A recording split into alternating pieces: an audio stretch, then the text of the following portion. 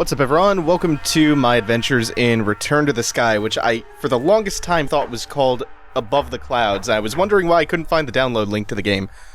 So, according to the game's website, this game was developed by Digipen students, by the way. So they have a bit of a reputation to live up to. We'll see how well it lives up to that reputation. The game, according to the site, the brief rundown, is that civilization is in the process of plucking the stars from the sky, and that's where we begin. Every night, we stars would gather to watch the people below go about their lives. They were a highly cultured and intelligent society to which we could often relate, but they were overly ambitious. Their ambitions soon drained the world of vital resources, and panic set in. They turned to whatever other resources they could find, but in their attempts they began suffocating themselves in pollution. They needed another resource, something more pure and more powerful to keep their civilization strong. Their greed betrayed us. They soon began reaching up to the skies and ripping my children away from our celestial plane. In silent horror we watched as they harvested us, hundreds at a time. Not even we knew the punishment for such a sin. The spirits of my fallen stars began leaking into the pollution, and up rose a beast that brought devastation and death to the people of the world below. By the time their civilization fell, only I, Polaris, matriarch of the stars, remained in the sky. Eventually, even I fell to the nightmare created below. It was up to me to free my children from this fallen world and return to the sky.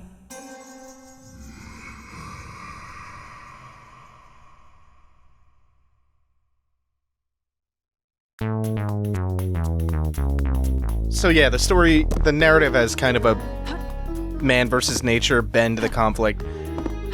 And it's one of those types of stories where it's all about the evils of man recklessly consuming and discarding the wondrous bounty of nature, and the evils of urban sprawl and that type of thing.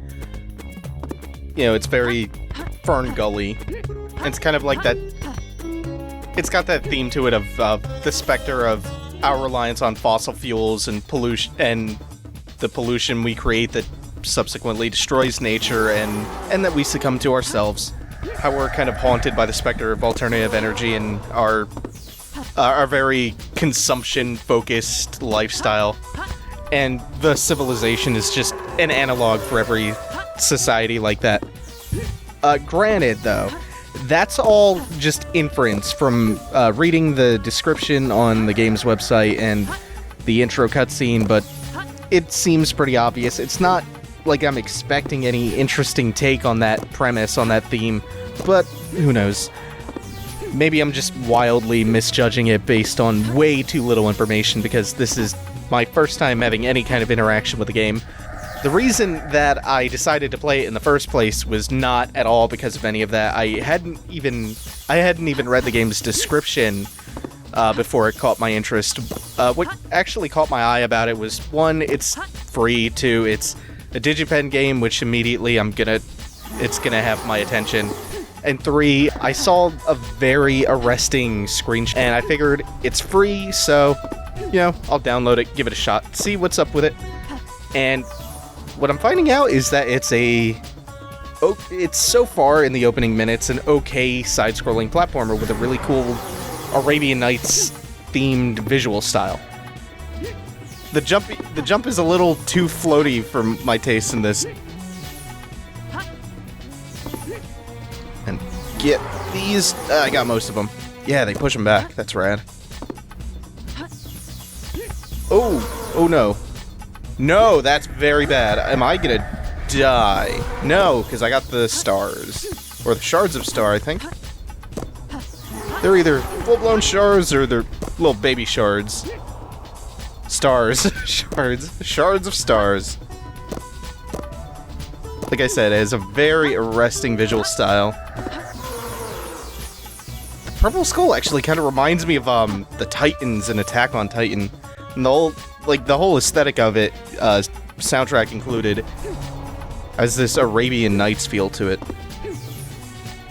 That and the art style, I'm terrible with describing art styles. It's got this real nice, almost dithered look to it.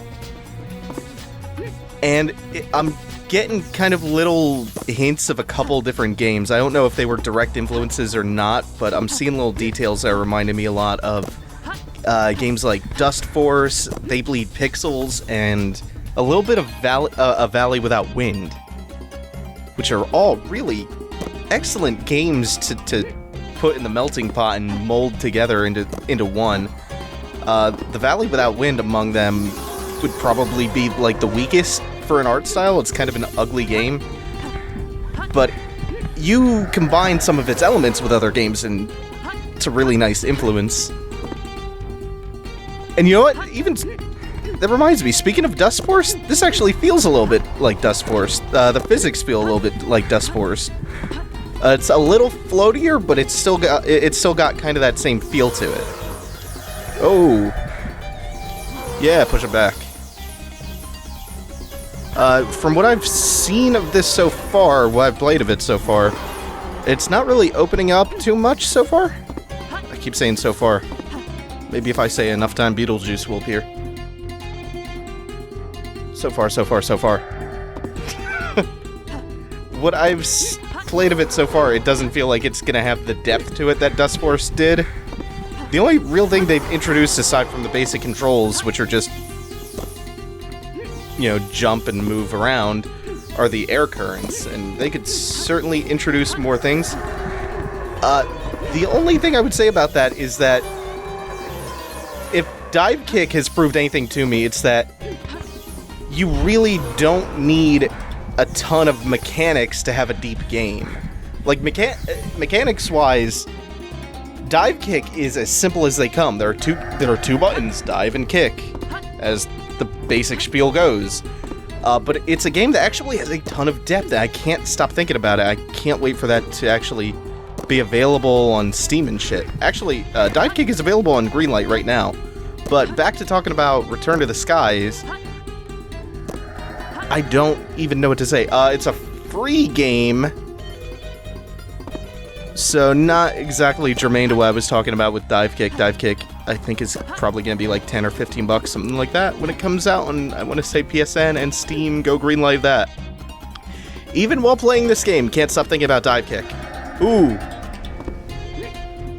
The levels are kind of getting interesting, like with the way the platforms and the air currents and stuff like that are being arranged, but it feels a little too basic to really be that satisfying. It's hard to complain about a free game, though, but if there's a way to do it, I will find that way. Everyone's a critic. Including me, a critic! Hey! You know what role that the big purple death skull is fulfilling, now that I think about it? Like, if you think of this as a retro game, it's fulfilling the role of what you would find in an older platformer. It's fulfilling the role of the timer. Oh shit, I am strangely not dead somehow. Giant Skull had me in its clutches. I don't know what happened there. Ooh, too much indecision. Too much celebration and indecision. Get up there. You can do it. Polaris. Polaris? Yes, I did remember her name. That was something clearly worthy of being celebrated. I remembered a character's name. I'm running out of things to say about this game already. That's not good. Get up that fucking wall.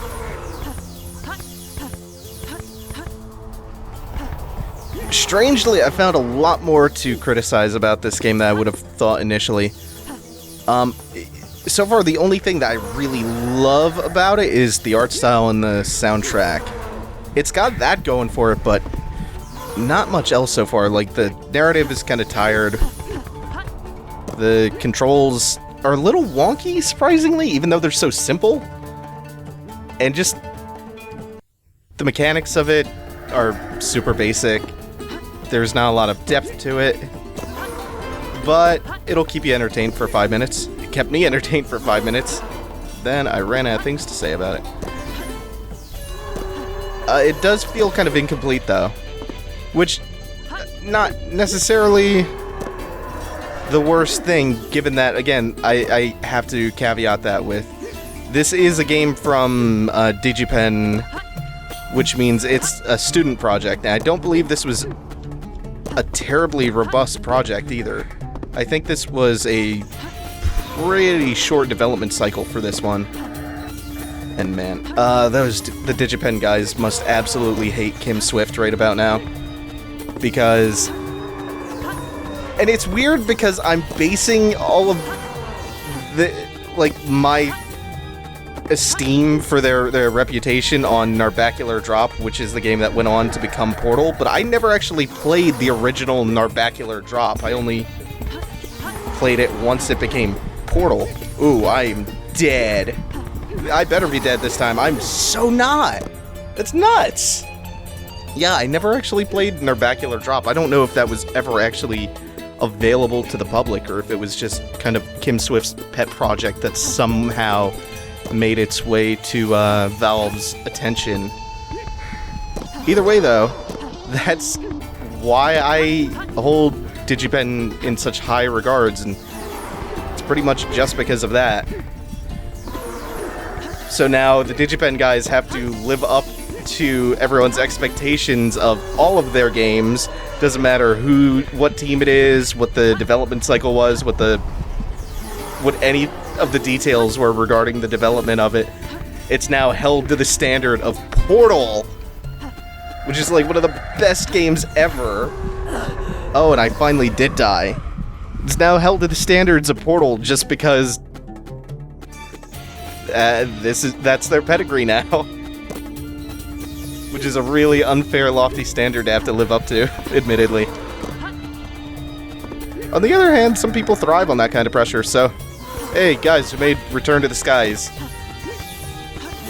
If you put some more time into this, it could be great. Just saying. That's the thing. It's not like there's anything bad about this. It's just very, very basic. So if it was fleshed out further, this could really be a great platformer, a really memorable one. I still don't think that you could do anything original with that narrative structure, but you could still find interesting places to take it. To take the game itself, I mean. Is this the finale? Looks like the kind of sequence that would be.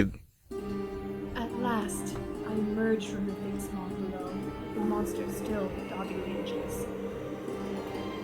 Upon my will, my dear ones and I ascended higher into the sky than we had ever before. The demon could climb no further. Only his mournful cries and screams can find us, and we are safe to watch the nightmares suffer in his wreck below. May civilization never reach us again, for we have returned to the sky. You know what? That was a good place to end. It had a length that was befitting for its depth. So, yeah, you can check this game. I'll include a download link to it in the description for the video. So it's not like it's not worth the money, and it's definitely worth the time, especially considering it's only, like a 13, 14-minute little foray? In that context, it's perfect. Thank you guys for watching. Take it easy. Have a good one.